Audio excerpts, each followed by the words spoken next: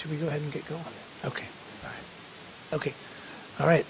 Good evening, everyone. Thank you for being here today. Sorry for our late start here. We have a accommodation that we were going to try to get down here that isn't here right now, but hopefully will show up, and we'll have that by the time we finish the presentation here.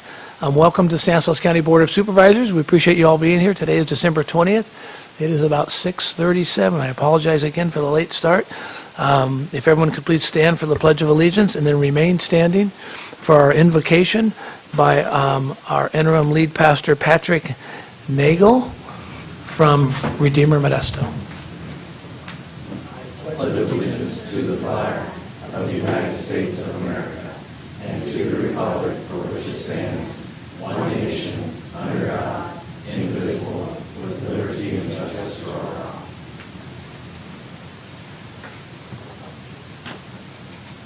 Join me in prayer. Lord, we just want to start this evening by starting with a simple thank you. Thank you for the privilege to meet freely this evening.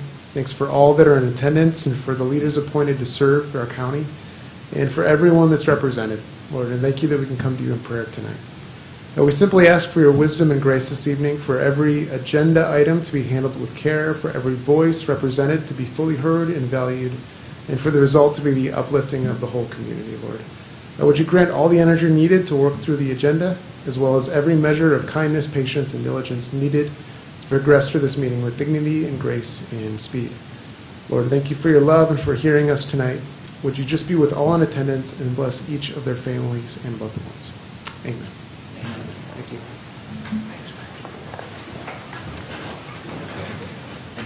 Yeah, very good. Thanks, Patrick. And before we get going here, Jody is going to make an announcement here with regard to Manny. Just a quick note to recognize that Supervisor Manny Graywall was unable to be with us this evening. Unfortunately, he did have a death in his family and did need to travel out of state to attend funeral services today, so we wish him and his family well, and the other 4 board members are in attendance for our quorum. Thank you. Very good. Thanks, Jody. And just for everybody's information purposes, we had closed session before the meeting here, and there was no reportable actions out of closed session. Thanks, Rob. And then we also have Rob Terrell, our assistant county counsel, here tonight, and in place for Tom Bose, who's, I think, on vacation, I believe. Yeah. So thanks for being here, Rob. Okay, we're going to move on to our presentation we have with regard to Golden Valley Health Center's 50th anniversary. So come on down, whoever. I think we're going to have Yamilet, maybe. Amy, I don't know if Amy's. So we have Amy Carroll and Yamilet. Director of, okay. Good evening, guys. How are you? Thanks. Good evening. Okay. Thank you for having us today. Yes. Maybe introduce everybody, Yamilet, if you could. Thank you. So we have Roman Scanlon, who is our marketing manager.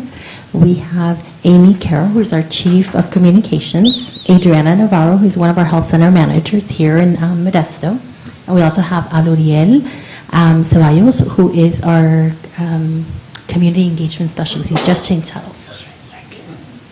And myself, Yamile Valladolid, I'm the Director of Government and Community Affairs. So it's such a pleasure to be here with you and really close off our 50th year with you. So thank you. Thank you. So we had a presentation. I mean, we had an accommodation here that we wanted to present to you guys, but it's on its way down here. So we just want to thank you guys for everything that you do. Golden Valley has become a great partner of the county and over the years, and I think that has just evolved more and more and continues to grow. And so we are very much appreciative of all the work you do in our communities, and especially in our disadvantaged communities. And we couldn't do this without you. And so we are very thankful for the 50 years that we have you, and hopefully we will continue to have another 50 years of at Golden Valley here in our community working, and just, you think of all the things, especially over the last couple of years, that we've had to deal with the pandemic and everything involved, and especially in our disadvantaged communities and misinformation, all the issues that we had to deal with. And you guys were just a great partner out there doing so many good things for our community. So on behalf of the Board of Supervisors, we very much thank you. And Supervisor Kiesa looked like he's going to say something. I would love to say something. So the Golden Valley Health Center, we had a very robust clinic system in Stanislaus County. I don't know that necessarily the public understands that. And then we had, as we were looking at our clinic system and how we operated, we turned over some of those clinics to Golden Valley Health Center. We, understanding that you could run it as good, if not better, you got better reimbursement rates, which really creates better capacity. And I am thankful because we went through the FQHC, federally qualified health care center, and because of the nature of yours, and I don't pretend to understand all of it, you get a better reimbursement rate. You have robust, medical centers in areas of interest, the areas that need to be served more, better than the clinics. We tend to keep our clinics right in the middle of cities, and so you're going to where people are, which is just fantastic. And I think you've only had 2 CEOs, if I think Tony's the second one, right, in the existence, which is just another testament to the quality of your organization. So, as Terry said, I'm just so appreciative of everything you do, and you keep building a bigger and better team. Every time I see you, you're borrowing people from other organizations to make your organization bigger and better. So thank you. Thank you guys very much. Okay, I'm going to come down there, and we're going to take a picture even without the, yeah, all right, so, okay. Let me They come couldn't down. find it. We'll pretend we're holding. We normally would have a blank one. So awesome.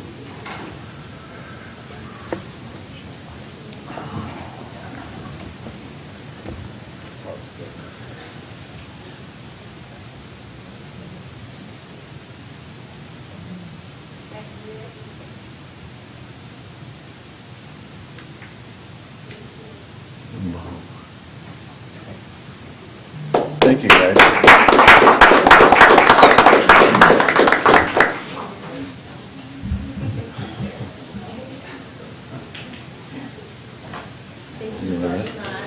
Merry Christmas.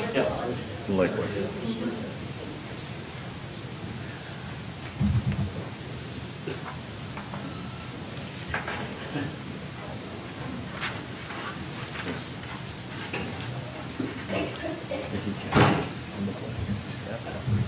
I haven't seen her in a while.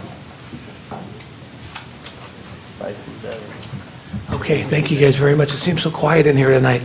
Our last meeting of the year. Okay, we're going to move on to our public comment portion of the meeting, and this is a chance for anybody to come up and speak about any item that is not on the agenda. We have speaker cards from a few people here, and even if you haven't provided a speaker card, you can still come up after we've gone through these, and we usually try to limit them to 5 minutes. So we're going to start off with Celestia Love. Celestia, good evening. Good to see you. Please don't cringe when No, you it's good see to my name on your card. it's good to see you again. How's everything? Everything's okay, as okay as it can be. I've been here 3 times this year. The last 2 times I came here with some very emotional, personal issues. And I am here tonight to thank all of you for your help. I may not have resolution to the last issue that I came here, but I've had contact. And I appreciate everything that you have done to help me and my family. So thank you. Thank you, Celestia. It's nice to hear that. It sounds like there's some movement, and we need to thank our staff, who's really responsible for everything that it seems like maybe is making things move along. So we hope this will be a great Christmas for you here. Me too, and I didn't go over my time limit this time. We'll give you more next time. Thank you. Hopefully, Merry yeah. Christmas. Merry Christmas. Thank you. Okay, next up we have Cassandra Gomez.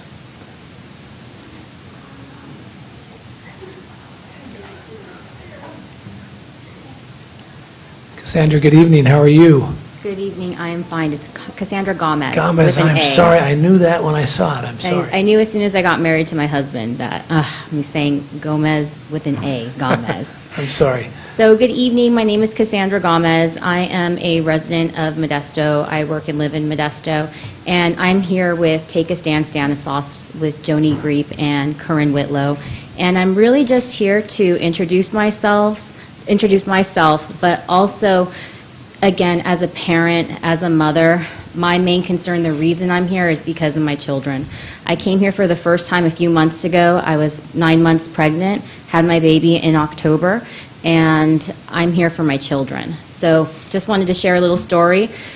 It has been a really bad 2 months at my house when it comes to sickness. My brand new baby, 6 weeks old, got RSV, didn't need to get hospitalized, but this past Saturday I was with her again to get checked for flu. She had influenza A flu. Unfortunately, this is what happens when you have older siblings that are at school, but my baby's still living, my baby is still fine. Everyone is going to get past this. Children get sick. That's a good thing that they get sick, and they get better. Their immunities get stronger. And when I look at the news, when I look on my social media, I keep hearing things of, oh, we need to bring masks back. There's this triple-demic taking place.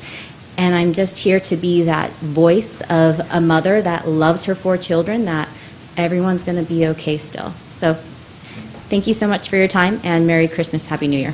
Thank you, Cassandra. Thanks for coming up. Okay. Merry Christmas to you, too.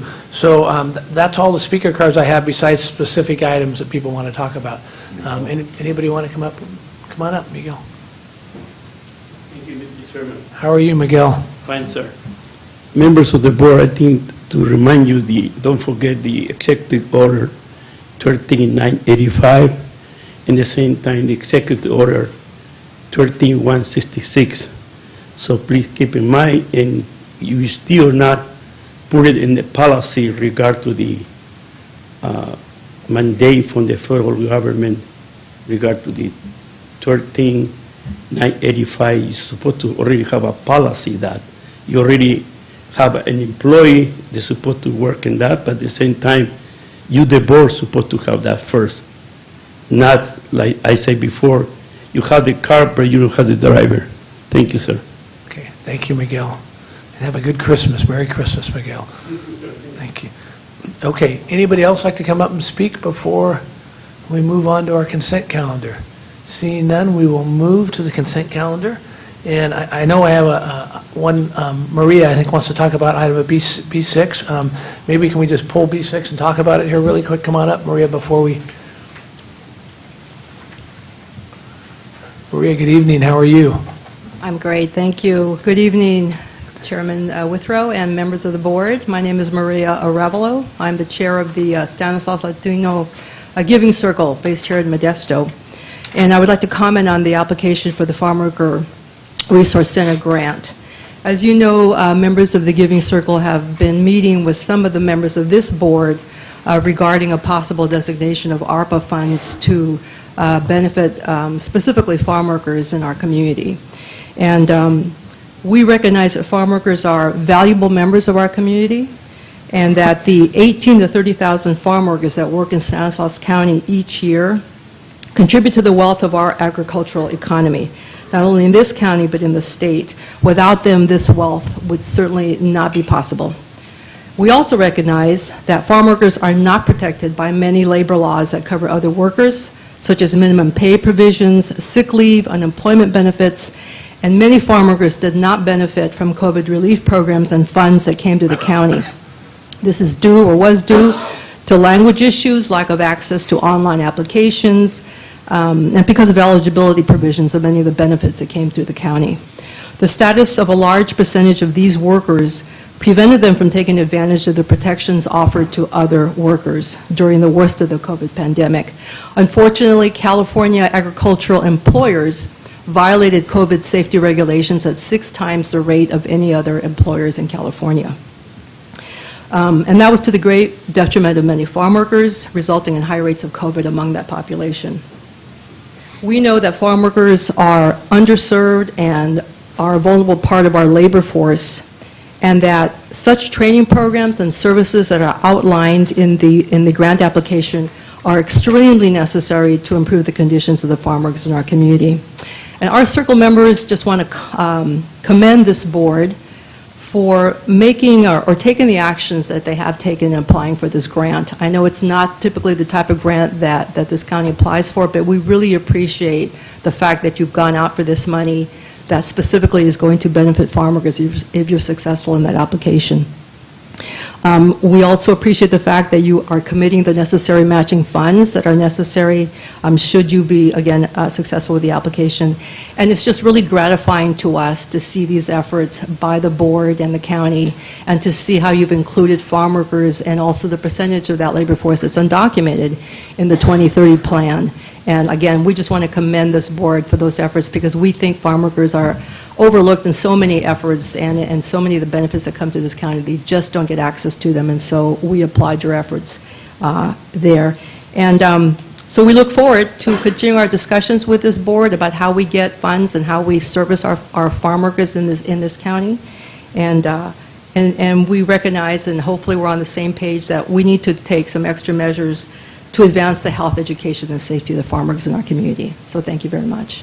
Thank you, Maria. And we just I want to also say thank you for all the hard work and the advocate work that you do on behalf of the farm workers, and just for coming down here tonight. And we very much appreciate everything you're doing and your passion for it, and we look forward to working with you. Thank you very much. All right, thank you very much. Okay, that is all the speaker cards I'm sorry, that was B6. And so is there anybody on the board that would like to pull any other item? Okay, seeing none, we'll look for a motion then. I'll move to approve the items on consent. We have a motion and a second. All in favor? Aye. Opposed? Passed unanimously. Thank you very much. Okay, we'll move on to our public hearing. And I think that Chris Parnell is coming down, and we'll...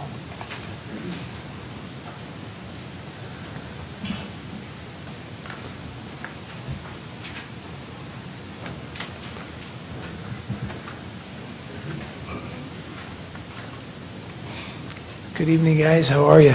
Good evening. Chairman Withrow, members of the board, CEO Hayes, and County Council Tara, welcome. Thanks for having us. Chris Parnell, Stanislaus County Fire Warden, and Matt Jenkins, Stanislaus County Fire Marshal. And tonight we're going to talk about the 2022 fire code adoption for Stanislaus County.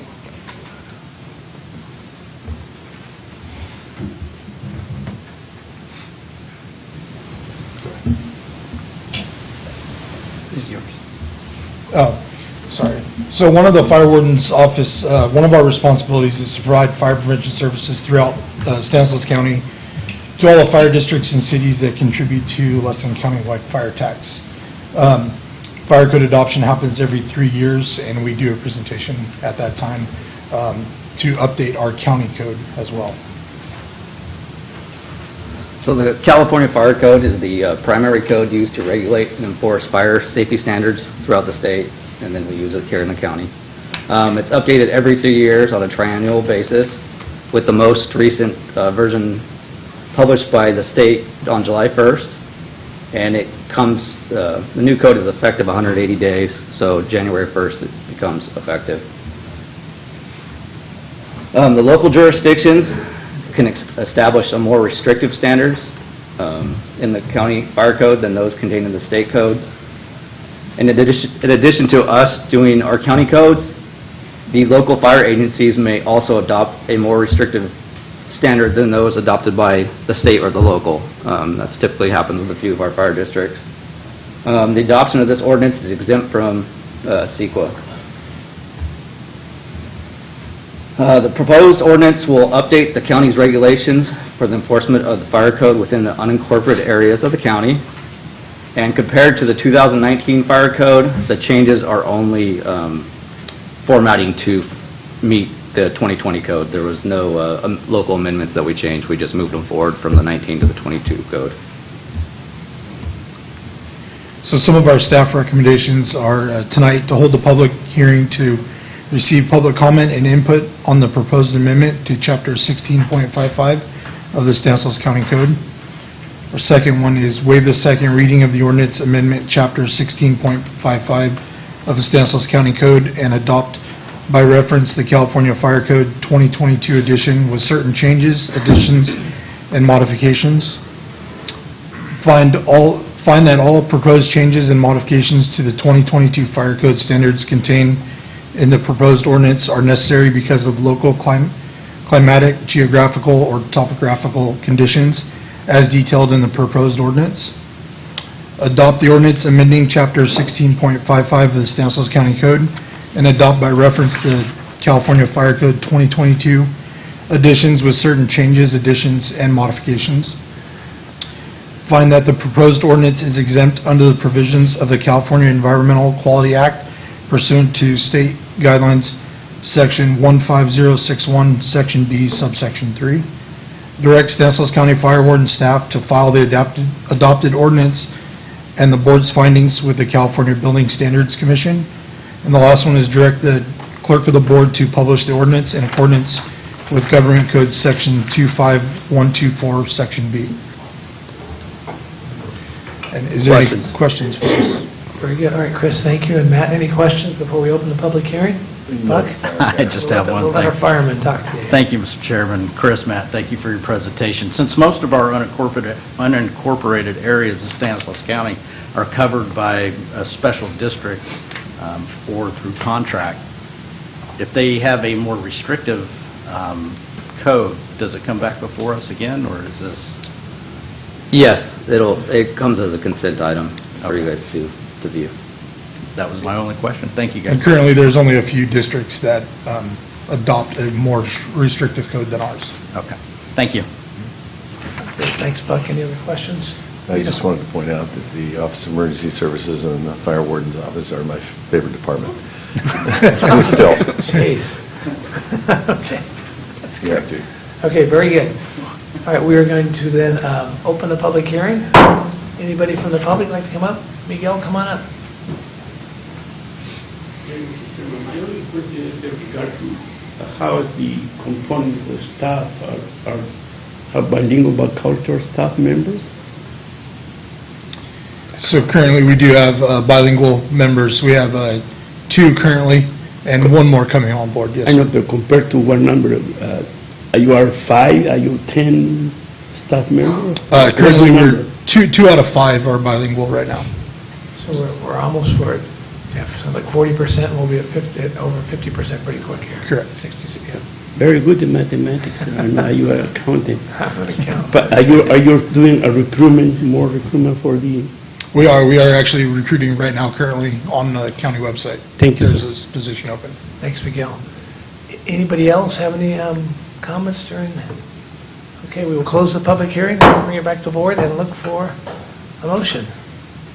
Motion to approve. Second. We have a motion and a second. All in favor? Aye. Opposed? Passes unanimously. Thank you guys very much. Chris, Thank you. Matt, thank you guys very much. Thank you. Okay, we're going to move on to item 9.1, which is approval to accept the 2022 Public Health Annual Report. Our Health Services Agency.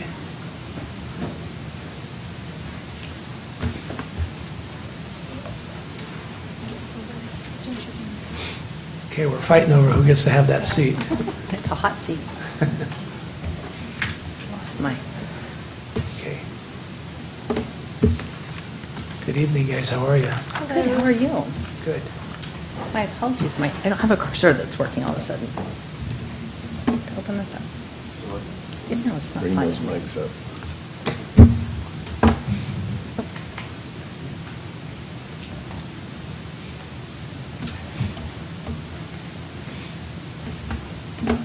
Okay, there we go. Thank you. Good evening. Good evening.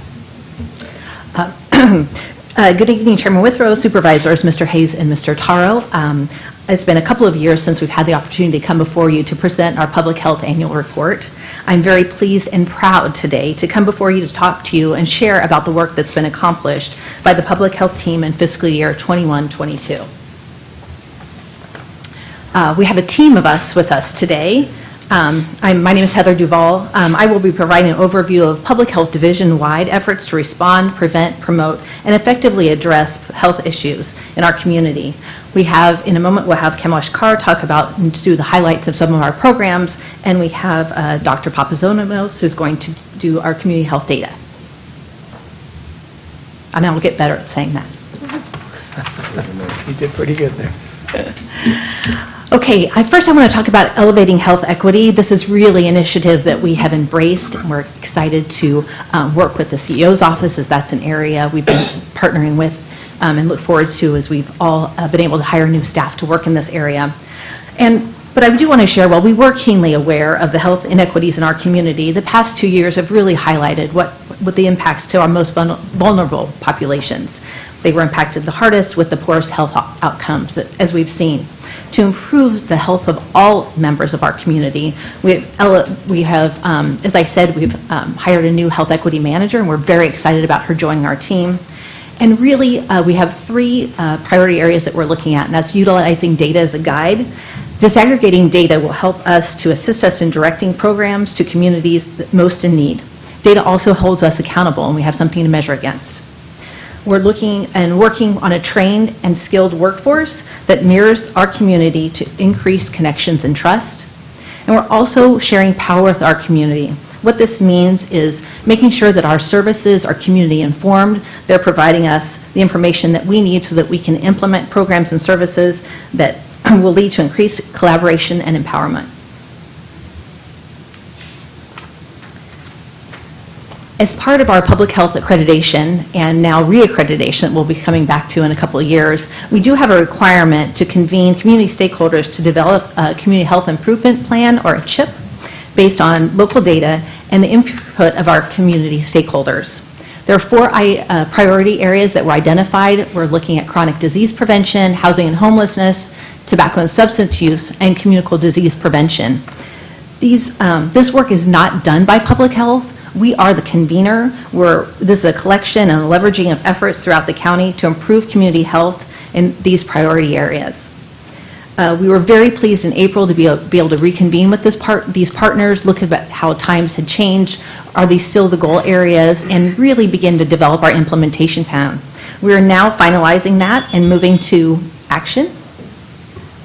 And we ask and encourage anyone, my time is up. We ask and encourage anyone interested in joining this work to email us. That's chip@schsa.org. We really are, this really is a collaborative effort, and we really ask partners to join with us.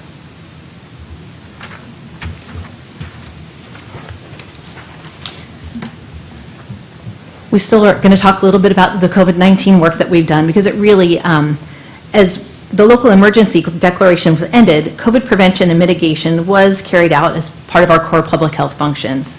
We're here to report today how we have continued to meet the response goal adopted by this board. So we looked at supporting the medical health system. With this, we facilitated the distribution of antibiotic therapy and treatments for healthcare. We also communicate regularly with healthcare systems, weekly meetings for a very long period of time. Those are bi-weekly meetings now, ensuring that there is ongoing communication. Another goal was maximizing vaccination of high-risk populations. As you can see from these numbers, we've vaccinated over 20,000 people. This was at mobile vaccine clinics that were done to reach those in the far reaches of the county, and then through our public health immunization clinic in West Modesto. We also convened a COVID-19 community provider advisory panel, and they provided guidance around our vaccination efforts. We continue to support schools to maximize in-person education. We have a school mitigation team that meets ongoing with our school partners to share about latest state guidance and provide services and information on how best to stay healthy at school.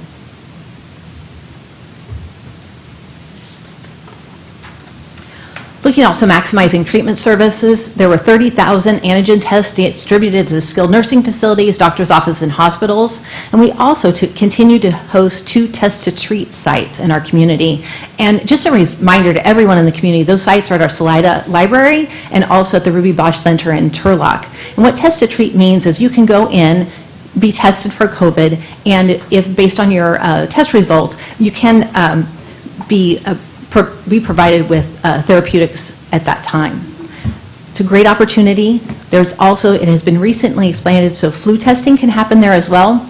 There's not treatment available. However, that information can be shared with your provider, and this is a great way to use a community resource rather than needing those tests at our emergency departments or other places. It's very quick and easy. Great accessible option. There's also federal government has providing COVID tests again. If anybody's interested in that, you can go to covid.gov tests for that. Ensuring community access to PPE, many mass distributed at-home tests, and really, I think that one of the areas that we've worked really hard on is community education, communication. We've done this through social media, but really also with listening sessions with our community members to get understanding from them on what they need to hear, what areas are we not providing information, so we can continue to provide that.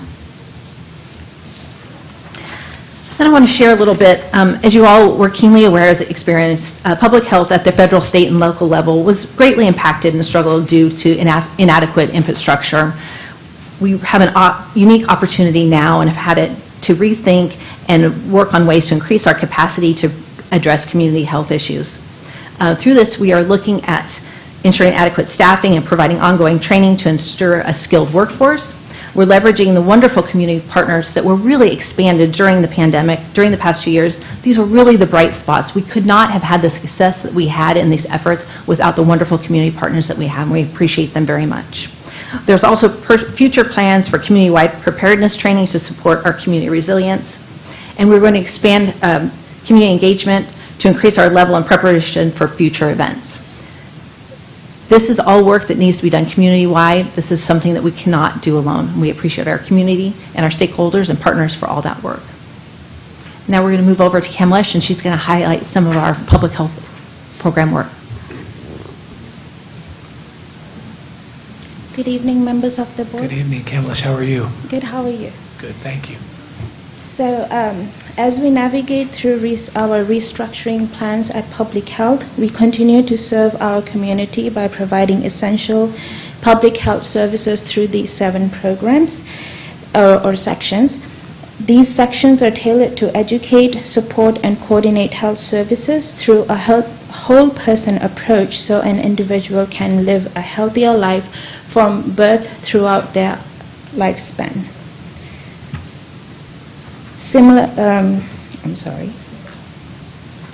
Starting with family health services, this section provides home visits to new moms or pregnant moms, encouraging healthy behaviors that would ensure the best outcomes for their newborn child. This fiscal year, we provided 1,659 home visits to 91 families, serving over almost 400 children from infancy to age of 21. Family Health Services also provides technical assistance to local healthcare providers on various public health and women's health topics so they can provide and optimize care to the moms who visit them. Next slide. Similar to Family Health Services, our Children's Medical Service is a family-centered program where we serve children with special needs by connecting them to appropriate service providers. This year, we served 3,816 children overall. Next program is the Medical Therapy Unit, which is closely associated with Children's Medical Services. We provide comprehensive case management, occupational therapy, and physical therapy to children with complex medical conditions from birth until age of 21. Through medical therapy conferences, families are provided guidance and support to help their children learn ways to live independently. Community Wellness and Prevention section promotes healthy living from birth and continuing through life. This section includes Women, Infant, and Children's program that provides nutrition education and services to families until their child is 5 years old. WIC, as we call Women, Infants, Children program, hit a new milestone this fiscal period by serving 24,602 WIC participants per month. Along with WIC, this section also has health promotion programs that educate our community on many chronic disease and injury prevention topics. They provided tobacco prevention education through community partners and schools, distributed bike helmets, held community education classes where families were educated on child passenger safety topics, and these were all done in collaboration with schools and various community partners. We also provided fluoride varnish to children in our community through our oral health program in this section. While many of our programs work to prevent chronic health conditions, our communicable disease programs conduct disease surveillance of preventable infectious diseases. We receive all state-mandated disease reports, which help us monitor trends to prevent the spread of communicable diseases. This is an essential function of public health, as we have recently seen how devastating infectious diseases can be to our community. To ensure we are able to preserve the health of our community, our emergency preparedness program works with various community partners throughout Stanislaus County to prepare, respond, and recover from any public health-related threats, outbreaks, and disasters. We coordinated trainings with healthcare systems to prepare for any health-related incidents or surges. We also trained Medical Reserve Corps volunteers to assist during emergencies. Our volunteers played a huge role as we were providing vaccines in our community through the last fiscal period by providing over 400 hours of services. Our Community Assessment, Planning, and Evaluation Unit, we call it CAPE for short, houses our epidemiology team that provides routine surveillance and evaluation of health-related data throughout the county. Information gathered by this team gives us data and evidence to plan for efficient public health services, promote health information, and prepare strategies for community health improvement. The plan that Heather was talking about, CHIP, all of the data gathered in that, while it is gathered from community input, our EPI team puts together all that data so we can plan on ways to improve the health of our community. The Vital Records Unit within Public Health records births and deaths in our community and keeps the records for up to 1 year from birth or death. After that first year, it goes to County Registrar's Office. And now, I have the pleasure of reintroducing you all to Dr. Thea Papasozaminas, who officially started as our health officer this week. Hi, good evening, members of the board, Chief Executive Hayes, and others as well. So I'm going to go over some of our county health indicators.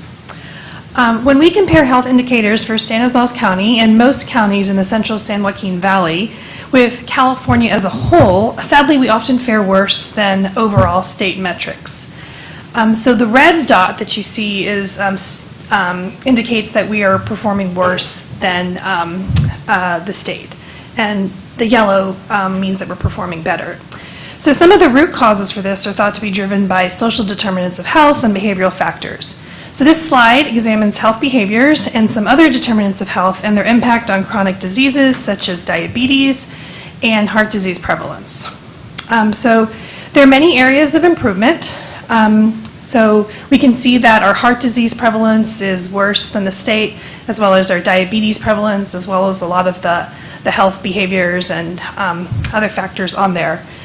So for instance, looking at the prevalence of adult smoking in our community, we're at 14% compared to 10% for California. And Healthy People 2030 sets a target for 6.1%. So healthy people, because I'll mention this a little bit as we go on, healthy people are data-driven, measurable national objectives to improve health and well-being for the next decade. So we had Healthy People 2020, and now we have Healthy People 2030. Next slide. So these are some of our maternal child health indicators, including infant mortality, adequate prenatal care, low birth weight. So looking at these indicators, overall, we are actually relatively close to the state. Some are better, some are worse. Nationally, we have seen decreasing teen birth rates for some time. And although Stanislaus County's teen birth rates are higher than for California and nationally, overall, those trends are also decreasing downward. Next slide. So earlier in this presentation, we discussed the importance of utilizing data as a guide for evaluating health equity in our community. So here we'll look deeper into preterm and extremely preterm births on the left, and then teen birth rates on the right.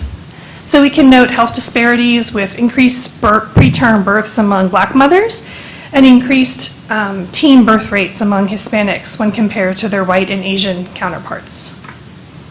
Next slide. So with this slide, we will look at some leading health indicators for Healthy People 2030, including suicide, homicide, and drug overdose deaths, as well as other indicators as well. So for Healthy People 2030, we're currently meeting some targets. The target for suicide for Healthy People 2030 is 12.8 per 100,000, and that slide says we're at, I believe, 11.6, so we are meeting that. For homicide, we're at 3.5, and that's better than the state. For homicide, the Healthy People target is 5.5 per 100,000. I did want to point out the somewhat significant difference in the rates of all cancer deaths between California and our county. Nationally, rates are somewhat higher than in California, but still lower than in Stanislaus. So, for example, in 2020, the national all cancer death rate per 100,000 was 144.1. And ours, it says on there, is, this was for 2021, says 157.1. The Healthy People 2030 target is 122.7 per 100,000, so we certainly have room for improvement with this metric. Of note, we did actually meet the Healthy People 2020 target, which was 161.4. So we did meet that target. Okay, next slide. So this is looking at our opioid annual data. So opioids are a big issue impacting the health of our community, our state, and our nation. Although public health does not directly oversee the drug prevention and treatment programs in this county, public health does assess the impact of these issues on our community. Together with BHRS and other community partners, we have an active role on the Stanislaus County Opioid Safety Coalition, the link for which is at the bottom of this slide. And they've been doing a lot of wonderful work in our community. So looking at this slide, it's obviously not going in the right direction. So opioid overdose death rates increased between 20 and 21, especially in the white population. That's a pretty dramatic increase. This data is from our state death data, and from data obtained locally from our coroner, the big push behind this recent increases in opioid deaths is the synthetic opioid fentanyl. And fentanyl accounts for an increasing proportion of the total drug-related deaths in our county. Next slide. So this is looking at our death data. In comparison, so just some key points on this slide. So it says on the right that the average life expectancy at birth is 74 years of age in Stanislaus County compared to 81 in California overall. So in Stanislaus, in our county, we do have higher overall death rates per 100,000 compared to California. And that's from various causes and morbidities, such as the ones we see on the left. We can also, I think what's also something that's pretty striking about this graph is that we can see the impact that COVID-19 had on our mortality during this pandemic. So before the COVID-19 pandemic, the top 3 causes of death nationally are usually heart disease, cancer, and accidents. And usually pneumonia and influenza are in the top 10 causes of mortality, but they're somewhere near the bottom of the top 10, not the second most common cause of death. So we were seeing certainly a much larger proportion of deaths due to COVID-19 than we would typically see due to respiratory infections. We also see that Stanislaus County, the #1 cause of death is cancer in our community. And this harkens back to what we saw on one of the previous slides about the increased cancer death rates that we noted before. Okay. Can I just ask one question? Is it cancer deaths are increasing per capita, or it's just increased? No, so cancer, I wouldn't necessarily that cancer deaths are increasing per capita. What I would say is that compared to California, overall our rate of death due to cancer is higher than California's rate. In fact, what I found was California's overall death rate from cancer, and that is trending downward slowly. So we're seeing, we have improved treatments for cancer, so probably that mirrors that for Stanislaus County, that our actual death rates from cancer are decreasing slowly. I'd have to pull up the exact trend data, but compared to national rates, and compared to the state as a whole, we're a little bit behind. Okay. So before we close, I just wanted to provide an update on some of the respiratory viruses circulating this winter season. Obviously, there are a lot of different viruses and bugs going around, but I'll just sort of focus on some of the main ones we hear about in the news, including RSV and COVID and flu, which one of our earlier commenters touched upon. So for RSV, we see a lot of our cases in young children. Emergency room, from what we can tell from looking at the data, emergency room and other hospital visits due to RSV seem to have peaked and are trending downward in our community. For COVID-19 and flu, it's more difficult to ascertain a trend at this point. We did have an early start to the flu season. We don't know if that means flu cases will peak earlier, then come down, or if we're going to have an especially severe flu season with a higher overall number of cases. We're certainly seeing more flu cases than we have in recent seasons after the COVID-19 pandemic, and we are seeing high numbers of both ER visits for both flu and COVID, which is expected during this season. The hospitalization levels for both flu and COVID, while high, are significantly less than the hospitalization levels we've seen with our previous COVID-19 surges. So just a reminder to, as we go into this holiday and Christmas, winter season, just to be on your best health and take whatever precautions you feel are necessary for your family and your loved ones. Thank you very much. Okay, thank you guys very much. Okay, any questions for?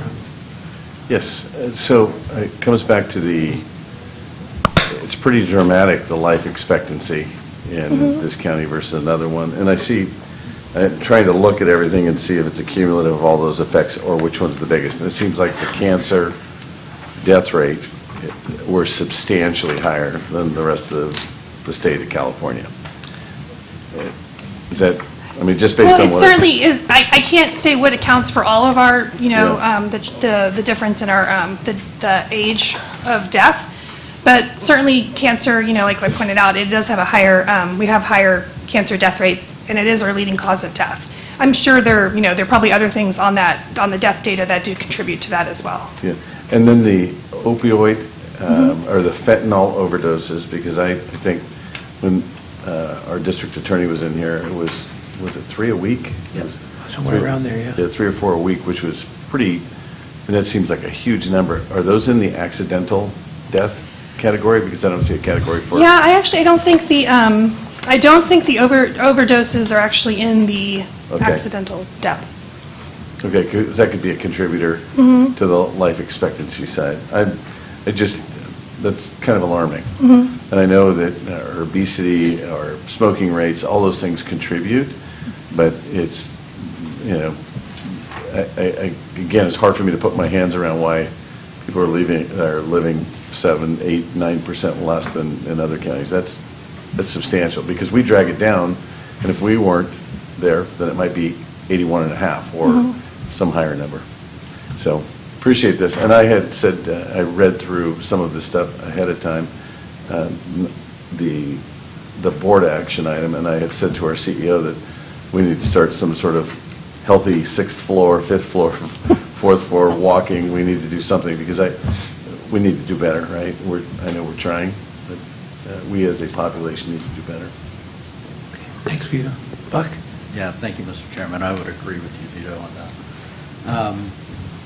Heather, Dr. Papa, Kamalish, thank you for your report. That was a very good report, a lot of good information. And just a couple questions. On the COVID-19 Community Provider Advisory Panel, who is that? Who are they? Yeah, so we did convene that. We did that earlier in the year. It's no longer ongoing, but it's something that potentially, if needed, we felt we could reconvene. But essentially, it's actually physician providers from many different specialties, including pediatrics, family medicine, ER, from different. We tried to get people from some of the different healthcare systems, including Kaiser, Sutter, just some of the bigger, some of the different healthcare systems, so they were represented. Okay, thank you. And on the Medical Reserve Corps volunteers, how many do we have? How many total? And what kind of areas do they cover? Are they EMTs, doctors, nurses?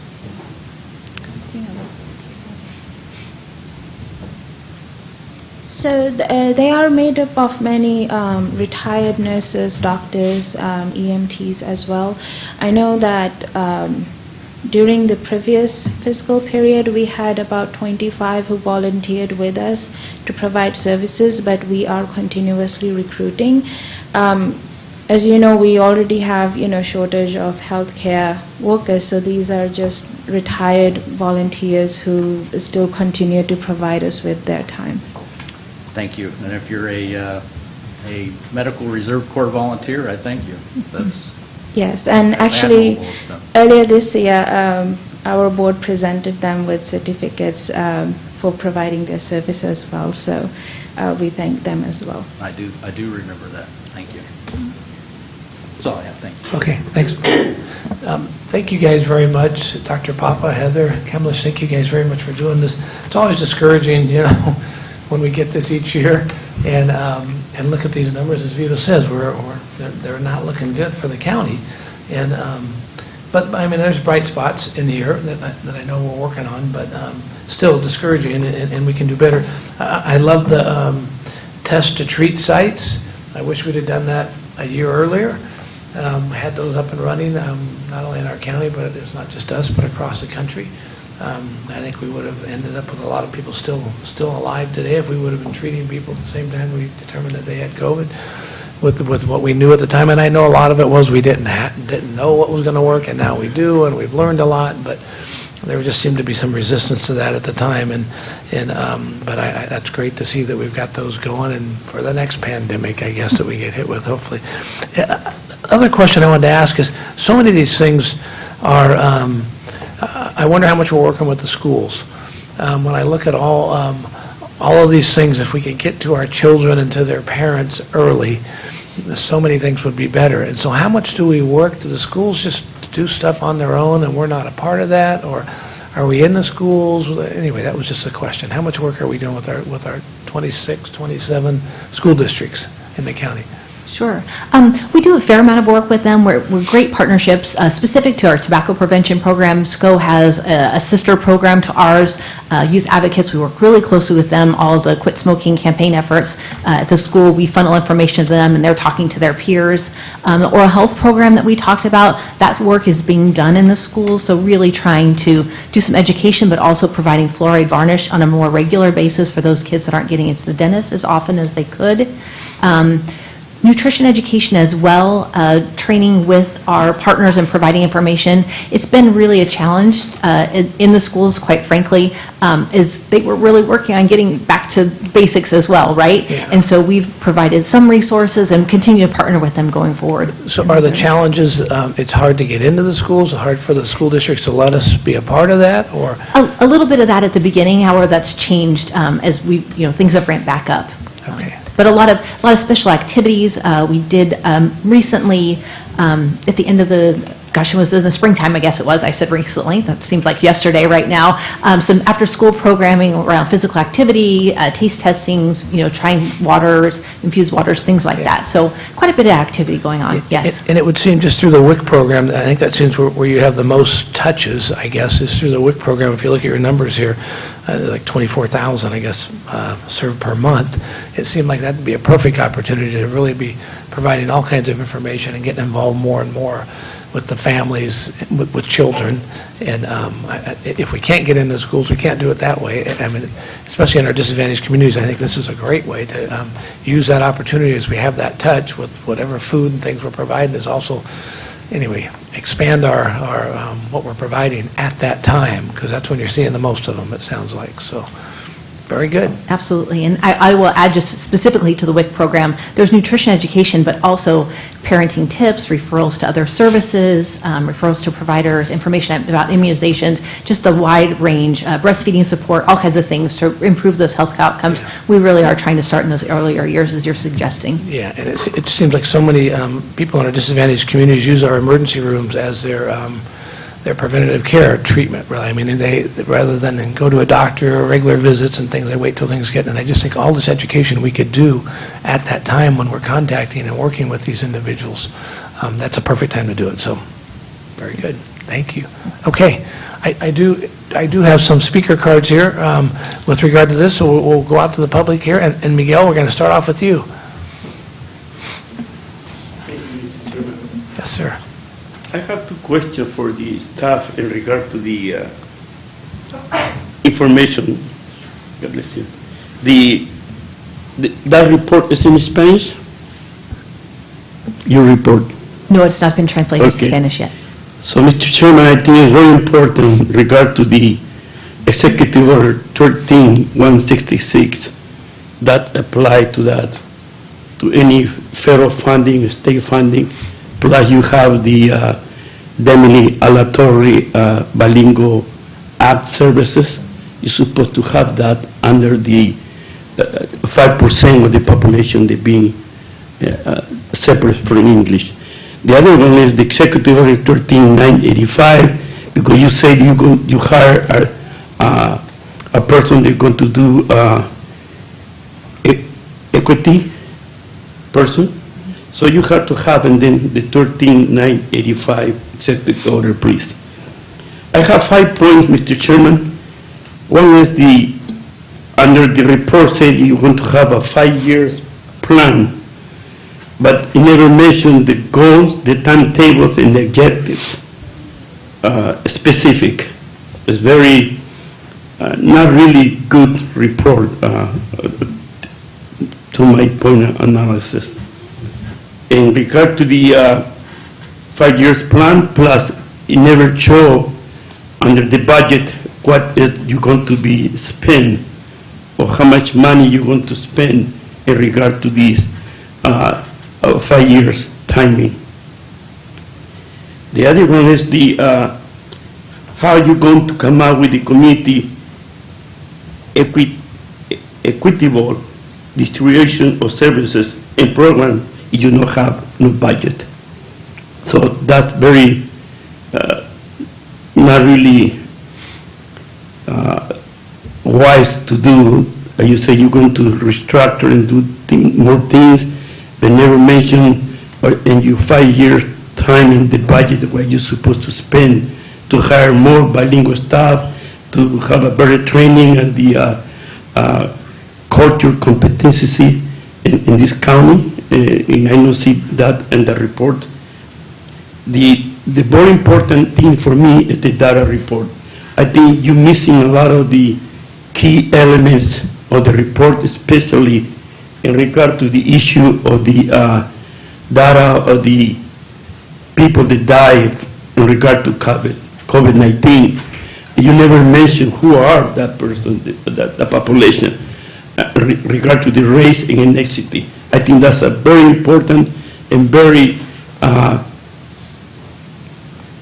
specific in regard to the Mexican-American community when it was in March of 2020, beginning in March, 30% affected, and then to June, July, was 70% of the population was affected, and that is not really reflecting in this report. And I think it's important to do that, to compare what is the improvement that you did. In one time you mentioned you improved the access in the vaccination 19%. That's nothing compared to 70% of the people was affected.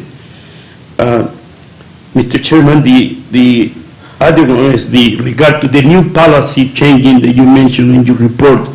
It not say specific what kind of policy changing you're going to have. In the restructure, under the restructure, never mentioned are you going to hire more bilingual culture staff? Are you going to have a better quality of services in regard to compared to what? You never did the comparison. You say only you're going to restructure and to better serve the ethnicity and underserved community, but never have nothing specific or clarified to that. And to me, that's very important, Mr. Chairman, because what's the purpose of this report when you don't have a specific or clear notion of what you're going to see In the last part, Mr. Chairman, I was in the library and asked for the report, copy of the report, and the guy don't have that. So you don't have access, really, the committee don't have access to your report, and that's very important. Thank you, Mr. Chairman. Thank you, Miguel. Okay, the next speaker card I have with regard to this item is Cassandra Gomez. Yes.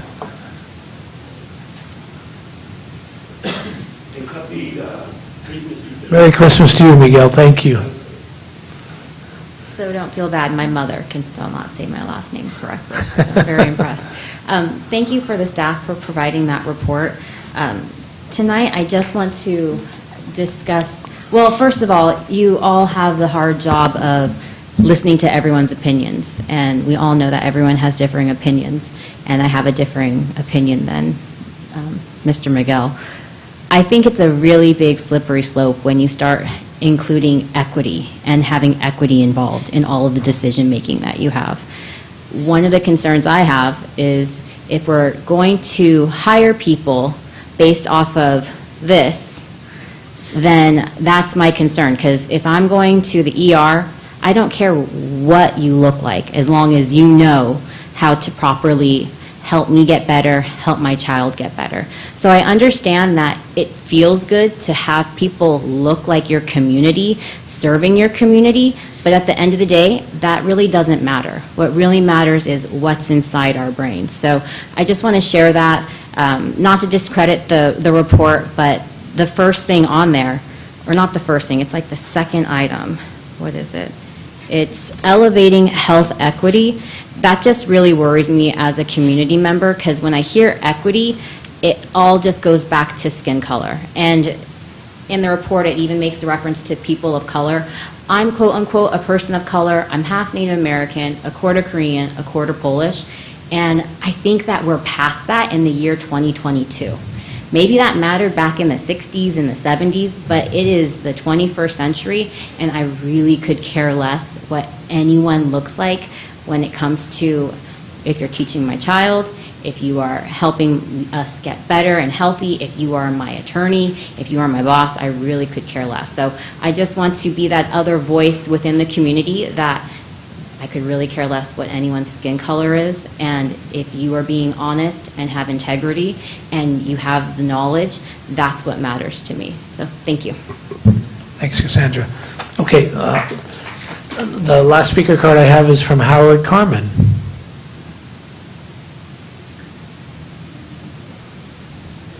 Howard, good evening. How are you? I'm good, and thank you for being here tonight and the holidays and the weather. We're all hanging in there and hopefully looking forward to Christmas and New Year's. And just turn a new leaf, not only happening for the community and everybody else in Stanislaus County, but as well as the community is everything that they do for us. My question was, you talked about health and homelessness. I have a question. I've been homeless for the last 6 years. And I've been in front of this board many, many times in regards to doing that. And the reason I'm bringing this up is 6 years I've been working on getting a place to live for a voucher. And it seems that Salvation Army seems to get vouchers a lot faster, or they're on a waiting list. And what I'm finding out is that the vouchers sometimes are only good for 180 days. Either they don't qualify to live into have a job, or don't qualify for the difference in the rent or anything. What's happening, and what I've seen and did the statistics kind of sorted myself, talking to a lot of people at Salvation Army and the mission and stuff, is that these vouchers are going out, especially at Salvation Army. And these vouchers go out to Salvation Army, they have a certain limited time to get that voucher and to do something with it. And I'm finding out people do that, but these people that are given the vouchers are on the waiting list and are getting them, and I've been patient. My feeling is this: if they don't have a state of income to represent the difference of what the voucher is, whatever that amount is, and they're only keeping the place a month or two and losing it, and losing a voucher. I was able to show the county here, when I first started out in 6 years, I was patient, so it's been about 2 years now, so we've been 4 years in. And we had discussions and discussions at that, so take back 4 years. what had happened and occurred is that they said, oh, no, I don't exist in the system.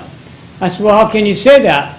So I was able to produce not just only the paperwork that I did exist and that I did file down at the Housing Authority, and I filed for applications to even move into a place. And it's time-stamped with their signature on it. I said, how can you say I didn't exist? So they put me back down to the bottom of the list, and I had to redo my application, and I'm still working on it. I just don't think that Salvation's being watched enough, and I would like to know what the statistics are, what's happening in regards to people that are staying in those vouchers, or what's available at this point, because it's running awful slow for the community that is not in Salvation Army or homeless. So is there any way that someone can give me the statistics? I understand that you were talking. Howard, I'm sorry, you have to direct your questions to me. That's good, but let us, do you have a way for us to, sounds like you've already contacted the county and worked with the county, is that right? Yes. And then you also said the Housing Authority. You're working with the Housing Authority? Yes, and the Access Center as well, which used to be a Turning Point or whatever it is. Right. And Are you staying at the Access Center right now? No, I'm not. Okay. How come you guys aren't how come you're not at the Access Center? The Access Center, because I have even my service dog, they're not allowing in for some reason. It doesn't misbehave or anything. It's a full-fledged service dog, but Yeah, that just doesn't seem right, because we allow pets, possessions, and partners there, so I know we'd that. have to find out why, you wouldn't be there. Could you leave us, do you have a way for us to contact you? Could we get? Yes, I left the phone number on the card, on the. Okay, perfect. Very good. Then let us reach out to you and see if there's some reason why you're not able to use the services that we have available out there right now. Like I said, I know the Access Center. I'm just not sure why you wouldn't be able to go there if you have a pet, because I know that pets are allowed there. So, okay, we will reach out to you and try to see what we can do. Yeah, and I'm quite happy, by the way, of having the Stanislaus County come to, I guess it's a chat or whatever, and one other agency that came and got involved with it. So they've been helping quite a few people as it is for various things, So I'm quite happy, and I'm also glad, and I'd like to thank each and every one of you for approving the 3-year thing for the DST, which is the ones that work on the streets and keep this place clean. Are you a part of the downtown streets? I am a part of it, but I good. actually did a graduation. I still, I'm with them, and I can ask them questions. I can go to the meetings and everything and attend.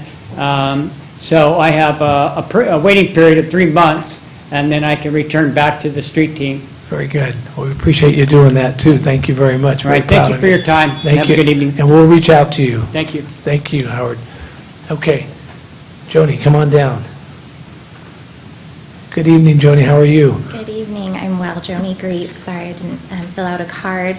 I want to start by saying Dr. Pop has had me at data-driven, measurable objectives. I think that's my love language. So I want to thank HSA for their annual public health report, and bear with me because I know you guys want to go home, but I do have a lot of thoughts. And there were bright spots, as you mentioned, and one bright spot I want to highlight from the report is the opportunity they provide for community members and organizations to directly become involved and engaged in CHIP, the Community Health Improvement Plan. I deeply appreciate that our public health recognizes that relationship building within our community is key in making improvements and policy change for the betterment and overall health of all Stanislaus County residents. But I want to share some concerns and questions I have about this report, and I want to preface by saying that I hope my words are not heard as just harsh criticisms, but actual constructive feedback, because we all share the same goals for our community. So my first area of concern is the fact that despite all of our efforts, all of our extreme pandemic response policies, all the layers of mitigation, that COVID is listed on this report as the second leading cause of death in our county. On page 23 of the report, it shows over 15% of deaths in Stanislaus this last year are COVID deaths. And that leads me to wonder, I just have so many questions, would our death rate have been double or triple that had we not had these mandates and measures in place? Or is this proof that despite our best intentions, we could not stop a respiratory virus with mandated curfews, lockdowns, face coverings, testing requirements, and our best attempts at requiring multiple shots in order to live and work in this state? in my mind, it would seem that if you want to answer those questions, all you have to do is compare the death rates to the death rates in other counties, states, nations, right? I know it's not that simple, but I want to remind the board that the highest number of deaths from COVID-19 is among those 85 years and older. That's a statistical fact. So how did Stanislaus fare compared to our other 57 counties?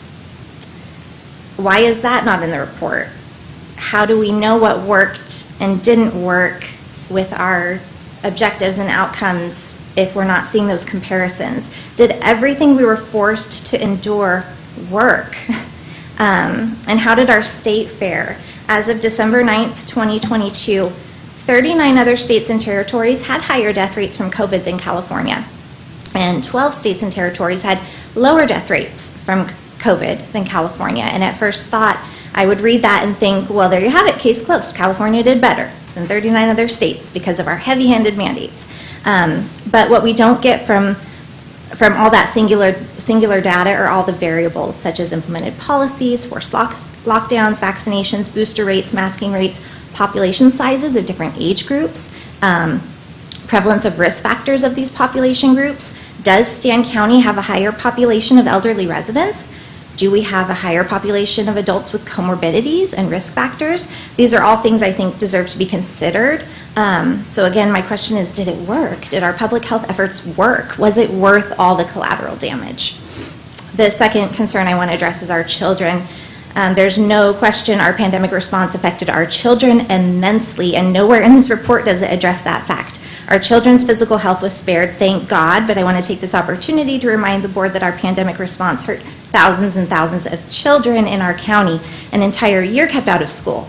The mental health ramifications, specifically to our older children, and the learning loss, specifically to our younger children and our special needs students, I truly believe we'll see the detrimental effects of that for years to come. And nowhere in this report is that aspect of the health and well-being of our children addressed. I would encourage you to consider this and to prioritize our children and the students of our county, to come alongside, as you mentioned and kind of asked Terry, to partner with our school districts and help provide support, education, and resources necessary to ensure our children are assisted in these recovery and resiliency efforts as well. I'm not asking for more dollars to be thrown at our schools. The amount of COVID relief one-time funds is mind-blowing. We don't need more money, but it's the actual physical resources that are needed right now to help our students. So this report has some wonderful updates in it, but it does nothing to assuage the fears of so many parents like myself that our state, our government, and our public health bureaucrats might do this to our children again in the future. Again, I hope you hear my concerns and questions as helpful, not berating. It was concerning for me to read through that report. So, Very good. Thank you, Joni.